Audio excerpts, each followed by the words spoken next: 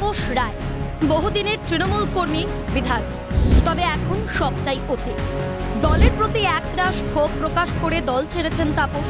শুধু দলই ছাড়েননি, সমস্ত সাম্মানিক পদ থেকে তার আগেই দিয়েছেন ইস্তফা।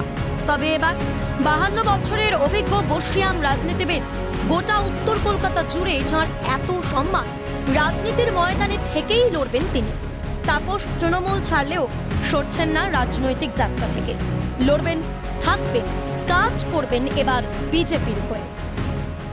আমি আজ থেকে বিজেপি পরিবারের এবং মোদিজি পরিবারের সদস্য হলাম। পশ্চিম বাংলা থেকে এই সকল অমানবিক জলদস্যুদের যাতে আগামী দিনে আমরা সকলে মিলে যাতে শান্তির বাংলা গড়তে পারি, সেই উদ্দেশ্যেই আজকে আমি শপথ নিয়ে বিজেপিতে আমি যোগদান করলাম। ভালো থাকবেন আপনারা। বুধবার সকালেই তাপস রায়ের কাছে ফোন আসে বিজেপির আইটি সেলের ইনচার্জ অমিত মালব্যর, এমনটাই সূত্রের খবর। তাদের মধ্যে কিছুক্ষণ কথাও হয় ফোনে।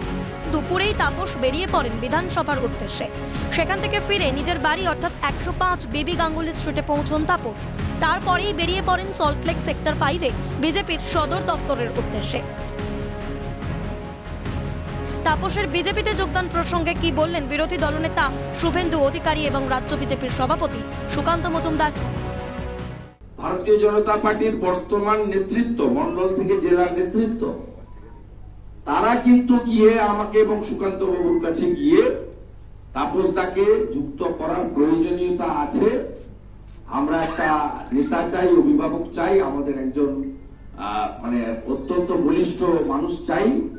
এই প্রস্তাবটা এখানে যারা উপস্থিত আছে, তমগ্ন ভাই, আমাদের সজল ঘোষ, কিষান জাহার, মীনা দেবীরা, এরা আমাদের কাছে এই প্রস্তাবটা দিয়েছে।